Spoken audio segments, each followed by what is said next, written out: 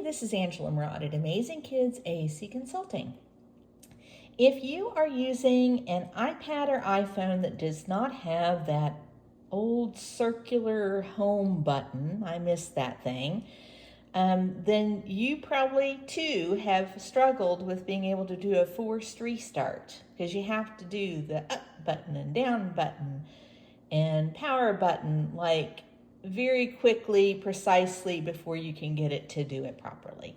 So I was helping my mom and stumbled upon that you can do this by voice control. I will link in the video description the instructions on setting up voice control for the first time on that device. If you go out here, I'm on iPadOS 18 point something. And I know my mom's on the same. So these are the instructions for that.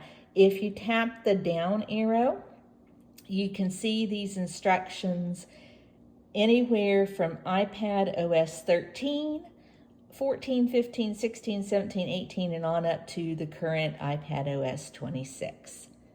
So you'll go down and follow the instructions for setting up voice control. And once you do that, come off screen for a second and get over to accessibility. Okay, you're going to go to your iPad gray gear, get over into your iPad settings, go down to accessibility right there. You're going to go over here to voice control. You're going to go to commands, device, and the very last thing here is reboot device. It should be enabled. The green means it's toggled on. I toggled on confirmation required just so I wouldn't accidentally be activating this, but you also could toggle off voice commands if you're able to do so when you're not needing to use that. So I'm going to go back.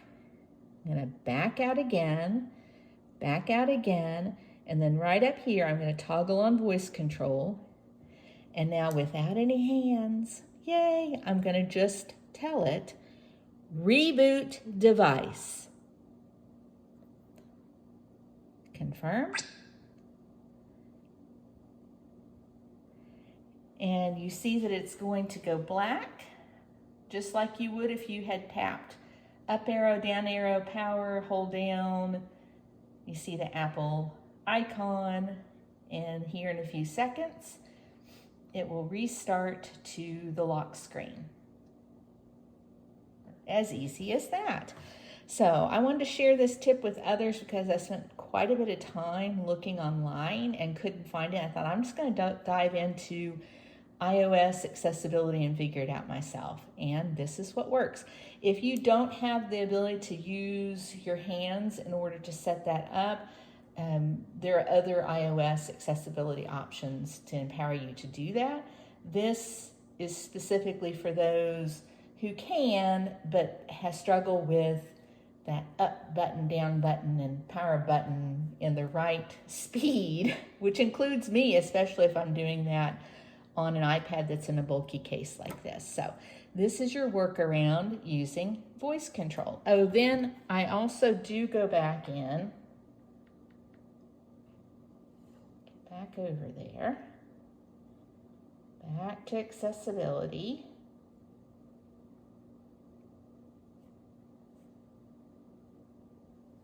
All right, so back to accessibility. I'm going to go back to voice control, and I'm going to toggle that off since I don't need that all the time. So, hope this helps.